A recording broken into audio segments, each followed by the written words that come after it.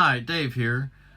Back aboard Elvin Ray, and I wanted to show you a little bit about our BMV-712 battery monitor made by Victron. There have been a lot of questions about this on both Facebook and Tug Nuts. So I wanted to do a video to show you how on our 2021 Ranger Tugs R-23, the installation we went through, the process I went through to configure it, and then the process to install it. Doing this type of work on your boat is your responsibility. It's not something you should take lightly. Electrical work is challenging, and electrical problems on boats can be fatal. So there's nowhere to go if your boat catches fire and you're underway. So you got to be careful when you're doing this, but think it through. Research, do your research. Don't follow just my advice. Follow the advice of professionals and get a professional to install it if you don't feel comfortable. But I want to show you the process we went through. We'll start in the back at the batteries. We'll show you how I configured that on the batteries themselves, how I installed the shunt, made those connections, and then the monitor where I installed that, and then show you even a little bit about the interface and how I use it on the boat. All right, so coming into the lazarette now, you can see the shunt is located right here. This is the main part of the battery monitor, and what it's doing is it's monitoring the amount of energy that is flowing through the negative part of your battery system. And since it's the last thing before the battery, it can measure that flow of current, and with that it can then figure out how much battery capacity is being used and how much you have left. So what I did to add the shunt into the system was took the factory negative bus right here. All your negatives in this area come right into this bus, and I connected to that another bus that allowed me to add another connection, so I wasn't stacking connections, and to that actually added the shunt. So all the negative connections flow through this bus into the shunt, and then this connection goes to the battery. So the configuration on the boat, because of the way Ranger Tugs designs these, is fairly simple. I did order a few custom cables from Pacer Group. They make good cables, and so I ordered a couple of custom 1-foot cables that allowed me to connect the bus bars together and handle the shunt connection as well.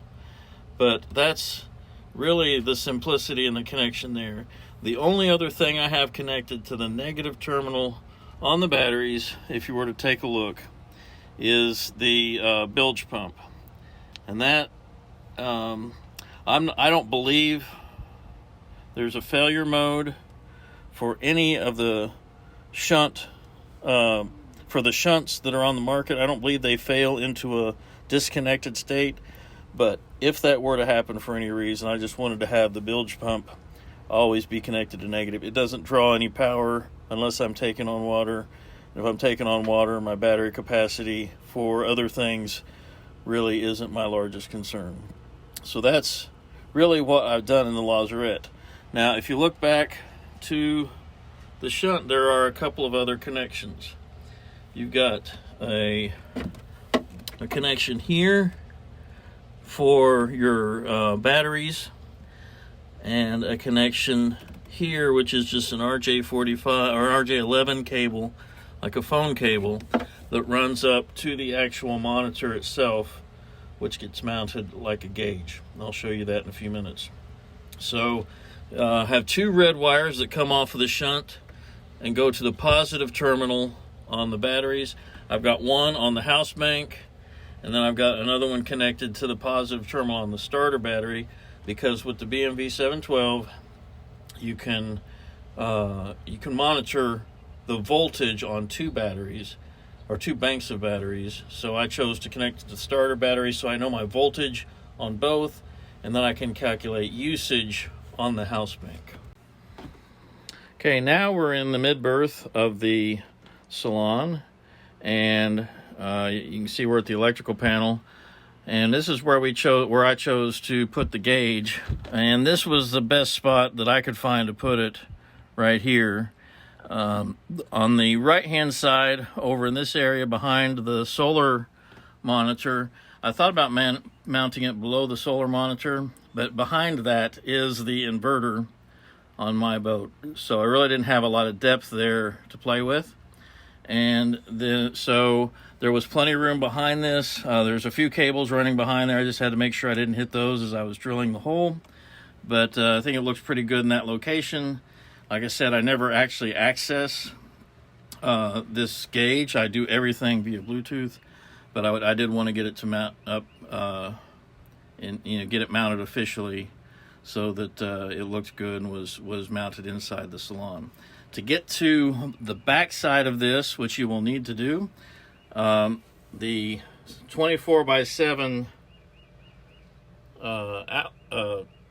cover that covers the 24x7 breaker panel is right here. You pull this out, and then there are screws along here that allow you to take this panel and pull it down.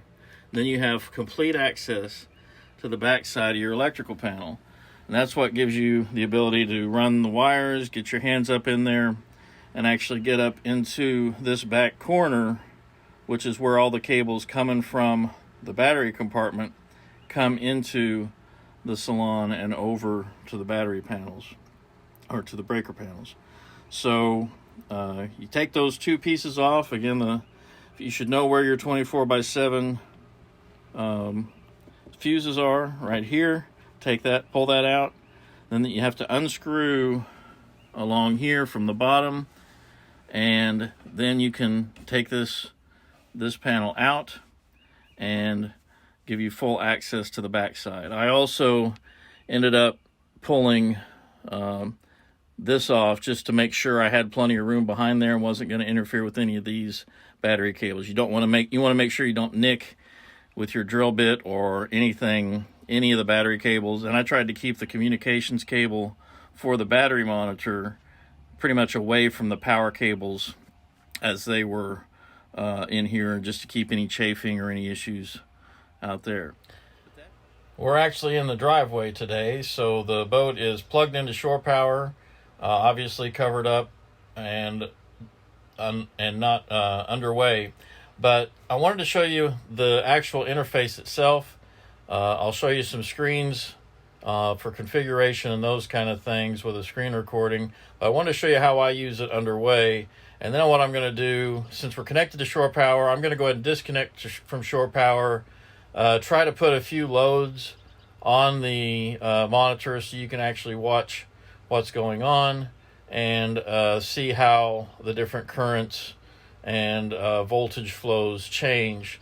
As you can see right now, though, we've got 100% battery charge because we're on shore power, and our batteries are sitting at 13.3. You'll notice the starter battery down here, 13.47.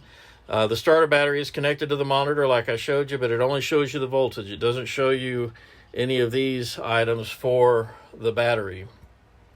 But your battery should always be nearly topped off anyway on your starter battery, so that should always be pretty much just a full charge. So that's connected to shore power. I've got basically an infinite amount of power. The batteries themselves are charged. So now let's see what happens when I do still have some sunlight today, so we'll get a little bit of solar charging coming in, but I'm going to come over and turn off the battery charger, and we'll see how that helps or hurts our battery consumption.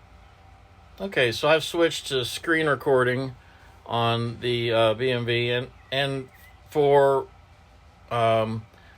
just for clarification, this phone is an old phone that I had that I don't have any cell service on. I just use the Wi-Fi when I'm at home, or connect it to my real cell phone as a hotspot. But I use it basically for Nebo and for the battery monitor, and sometimes I'll have Aqua Maps or Navionics up if we're in some kind of challenging water conditions. But that's generally what's up on the phone during while we're underway. It's basically off at other times unless I want to check battery voltage.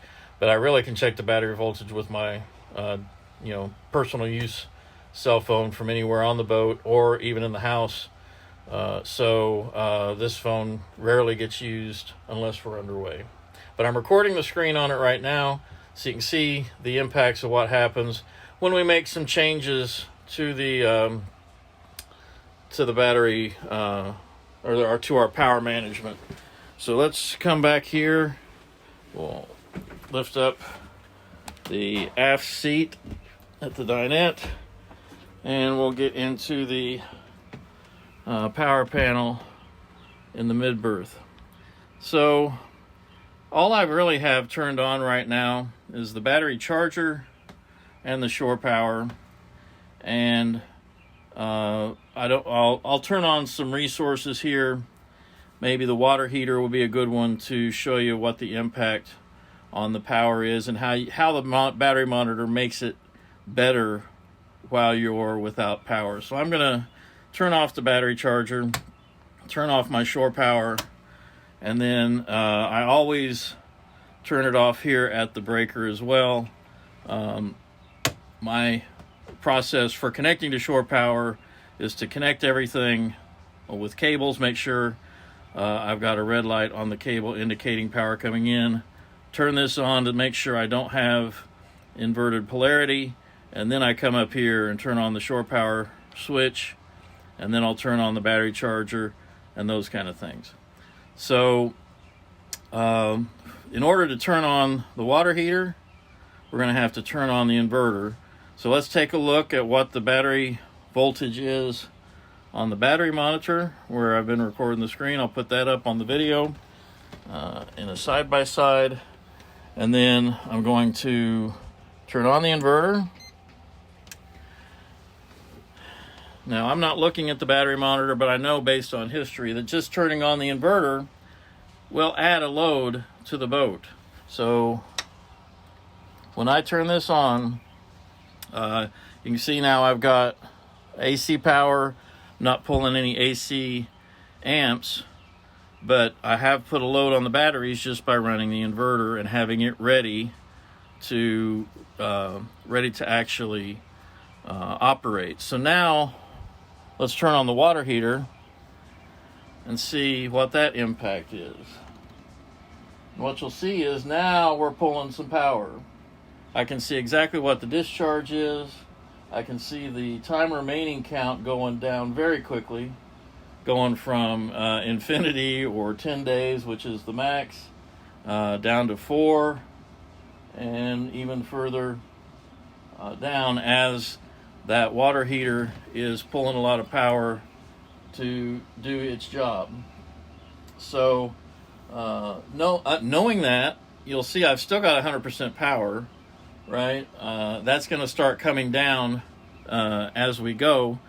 And if I'm, concerned or whatever, I could, take our little generator out on the back swim platform, plug it in, and, run basically like I'm on shore power. But you can tell, just doing something like the water heater, now I'm already down to 99%. And if I'm in the middle of the night, my wife and I both use CPAPs, so we need power in the night. If I wake up in the middle of the night and I want to see what our power utilization is, I just pick up my phone and check it from the berth and know exactly where we stand, knowing I have enough power for the rest of the night. So now let's say that, okay, I'm concerned about the amount of battery utilization, so I want to start conserving power. Let's see what the impact of turning off the water heater is. So I've turned off the water heater, still running the inverter, but you can tell my utilization has gone way down. My 1 hour of 1 hour and 40 minutes of battery time, that will start to creep up as the battery monitor figures out that I have enough battery now to go longer, and that that time is configurable in the configuration screens of the battery monitor. But you know, there's a great indicator of how a battery monitor can help you manage your power, especially when you're on the hook, or when you're at a dock that doesn't have power, or you're purely depending on your solar to keep your batteries topped off. And so I'm going to switch off the inverter, switch back to shore power, and then we'll take a look at some of the configuration screens. Let's take a look at some of the configuration screens that are available for your Victron, where you're going to spend most of your time. And like I said, I did all this configuration. You can also do from the gauge, from the actual battery monitor that I installed at the panel, but I did all of this from the phone. It is so much easier. You start with your total battery capacity, the total number of amp hours. Since I have 3 batteries that came from the factory, 90 amp hours each, I put that in there. What I consider a charged voltage, how far I'm willing to discharge my batteries. It uses that in the calculation of how much remaining time you have. Tail current, I'm not sure exactly what that is, but was recommended to be at 4. The detection time, 3 minutes. The efficiency factor, you can do that as your batteries age. Your charge efficiency factor goes down, and that helps again understand how much time you have left. And the time to go averaging period, 3 minutes. I'm going to play with that a little bit. 3 minutes was recommended, but you know, your time to go is a pretty important factor, and I'm not sure if taking that up to 10 minutes or taking it down to 1 minute, how that's going to actually impact it. You can synchronize your batteries and say, this is what I consider 100% state of charge. You can zero out or calibrate your current. So what you consider to be zero current may not be actually zero current if you have some things in the middle between your shunt and your batteries. But that would help you account for that. The rest of these, when you want it to alarm, so I've got mine low state of charge alarm at 50%, and I want that alarm to go off. I have the other voltage alarms right now disabled, and because the Garmin will alarm at any even if it's off. At least that's been my experience, and at 12 volts. And the starter voltage I'm not really worried about because I can always parallel that, but the starter battery should rarely be an issue because it's not used as a deep cycle like the house battery bank is. So there's the rest of it. The configuration of this is pretty straightforward. There's lots of videos online about it, but you can see I've plugged back into shore power. I've got an infinite amount of time remaining because I am on shore power. You can see the charger now is topping off the batteries, getting them back to 100%, with the voltage being 14.4, and you can see that voltage coming down as the charger is doing its job, and you can see the current going into the batteries is 15 amps. That's the charger doing its work, and then it'll come down to its float and all that. And actually, if I were to turn off the battery charger, I'd have some solar input coming in. You can actually monitor that as well. So that's actually been handy when I do electrical work and I throw a blanket over the solar panel. I can ensure that I have no current coming into the batteries, so I don't have to worry about any current coming into the boat. When I disconnect the batteries, I know that I don't have current floating in the boat. So this is how I went about installing and configuring the smart BMV Victron 712 battery monitor. I know I've said BMV, BVM, and a couple of different times in the video. I apologize for that, but that's how I went about doing it. I hope this video has been enjoyable for you. If it has, please like it. Please subscribe to our channel. We're going to do more of these around the different things on the boat. And if you're an owner of a Ranger Tug and you like the videos, subscribe. If you're looking at Ranger tugs and trying to decide which boat you'd like to buy, this is a great place for you to subscribe so you can see how we're using what is the smallest boat in the Ranger Tugs lineup, but one that we've spent in our first 2 months of ownership, spent 30 nights on. So we are using this boat on some extended cruising on local lakes, and we hope you enjoy some of the videos we put together, and I hope you enjoyed this one on the smart monitor and the Bluetooth option, and I hope it's helped you make a decision on how you can become more efficient with power management on your boat. I will say one more thing. I recommend that you watch the power management as the prop turns that Ranger Tugs did. Go to their channel, watch the power management webinar. It is great. It walks you through how to plan for your power, how to think about power management throughout an entire cruise. And if you want to really up your game, that's where you need to get a battery monitor so you can know the state of your batteries at any time. Most importantly, your house bank, because that's what you're going to live off of while you're out. So I hope you'll follow us on the various social media platforms. Cruising Elvin Ray on several of those platforms: Facebook, Instagram, and YouTube. And then our website, Elvin Ray, ELVINRAY, elvinray.com. You can go there. We're blogging about our travels and creating these videos for other Ranger Tug owners and prospective owners to give them advice and information on these great Ranger Tug boats. Thanks for watching.